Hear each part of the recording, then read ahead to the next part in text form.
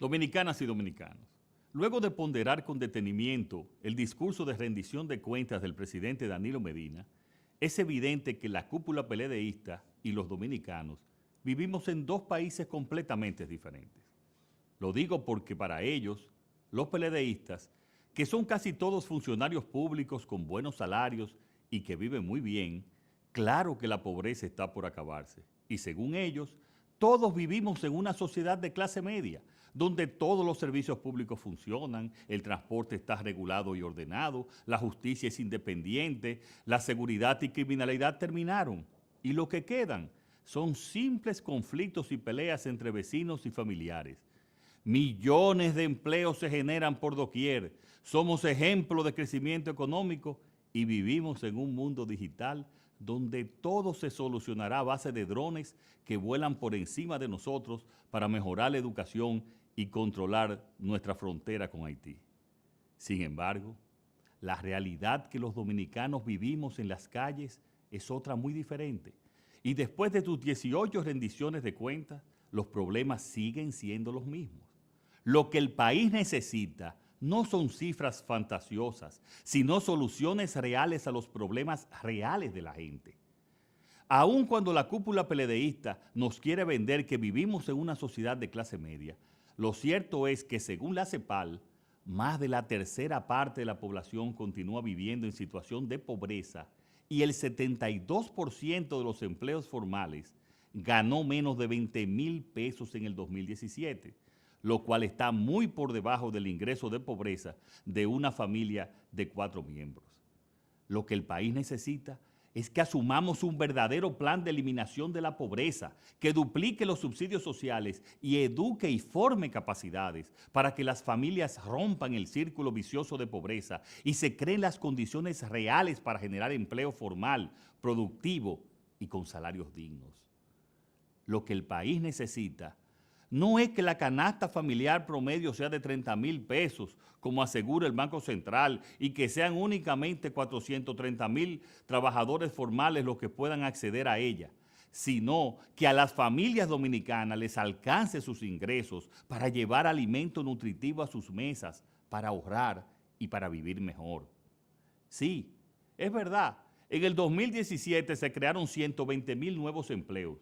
Esto no significa ninguna disminución del alto nivel de desempleo que ya tenemos, ya que esa cifra corresponde al número de nuevas personas que salieron a buscar cómo ingresar a la fuerza laboral del país. Ahora bien, lo que el país necesita es que para 7 de cada 10 dominicanos de esos 120,000, los empleos no sean informales, como asegura el Banco Central, ni tampoco que el gobierno sea el único empleador de los llamados formales, pues lo que se trata no es de contratar botellas, sino de generar puestos de trabajos productivos y bien remunerados. Una política seria de generación de empleo se logra creando condiciones para que sea el sector privado el verdadero motor de las oportunidades y no expandiendo el aparato público en forma parasitaria, lo que genera niveles insostenibles de endeudamiento, como lo aseguró el Fondo Monetario Internacional en su último informe. En el 2012, el presidente Danilo Medina se quejaba de haber recibido del gobierno de su propio partido un maletín lleno de facturas por pagar. Hoy ya no se trata de un maletín, sino de furgones de facturas que hipotecan el presente y futuro de todos nosotros los dominicanos, ya que según el mismo informe del fondo, la deuda pública consolidada superó el 51% del Producto Interno Bruto. Solo en el pago de intereses de deuda, de esa deuda ya adquirida, gastamos 140,000 millones de pesos. Lo que el país necesita no es que los gobiernos del PLD nos sigan endeudando a más de 400 millones de pesos diarios. Piensen que en el solo tiempo en que el presidente leyó su discurso, la deuda aumentó en aproximadamente 40 millones de pesos. Necesitamos tener una administración más responsable y seria en el manejo de las finanzas públicas, cosa que hoy no tenemos. El país esperaba, en las palabras del presidente, una explicación acerca de los escándalos de corrupción que han conmocionado a la sociedad. Sin embargo, en las 70 páginas de su discurso, que duró 2 horas y 10 minutos, nunca se citó la palabra impunidad y tampoco la palabra corrupción.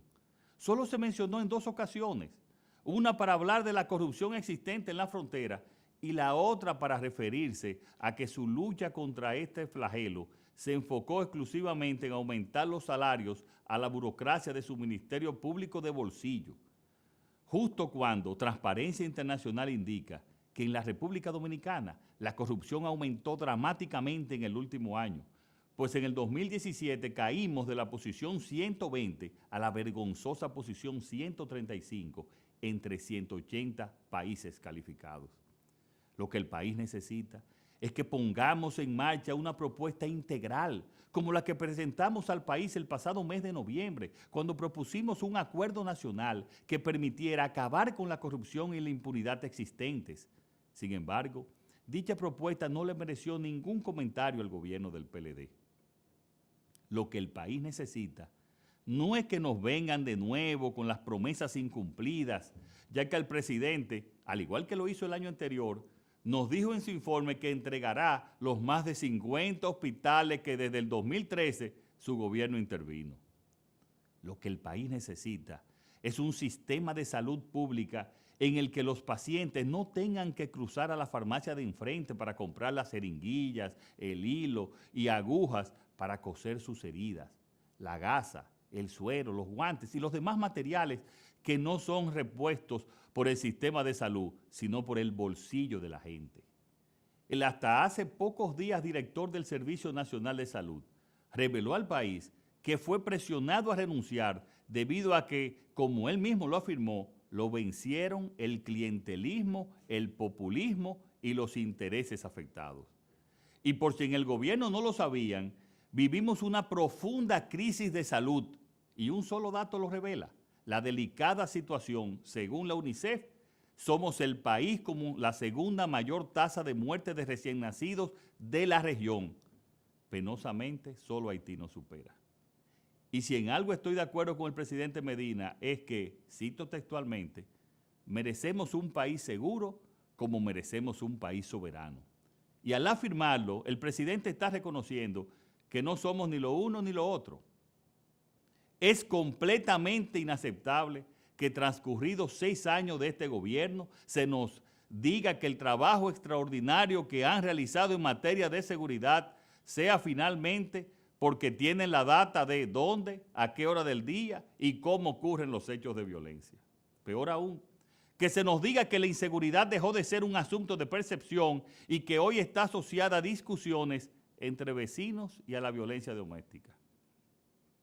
Los únicos datos de inseguridad que nos dieron son los de homicidios, que ciertamente no se corresponden con los de la Organización Mundial de la Salud.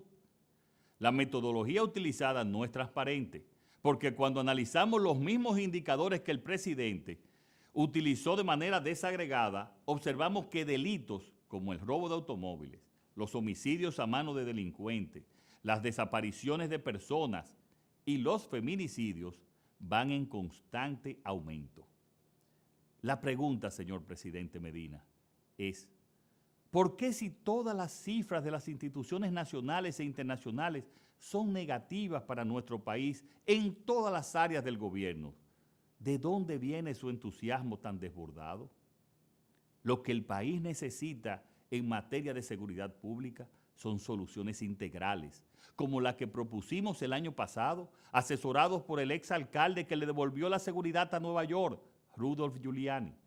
Programa también que pusimos a disposición del gobierno, sin que tampoco le haya merecido ningún comentario. Lo que el país necesita es que los padres de familia vean a sus hijos salir sin el temor y la angustia que les genera pensar que sean asaltados o, peor aún, desaparecidos o asesinados a plena luz del día ante la mirada indiferente de un gobierno al que la criminalidad se le escapó de las manos. Soberanía, usted dijo, señor presidente, y claro está que también merecemos un país soberano. Sabemos que entre el 2004 y el 2012 ingresó a la República Dominicana el 62% de los emigrantes haitianos que vivían en el país. Lamentablemente, Los datos entre el 2012 y el 2017 no se conocen, simplemente porque la segunda encuesta aún no se publica.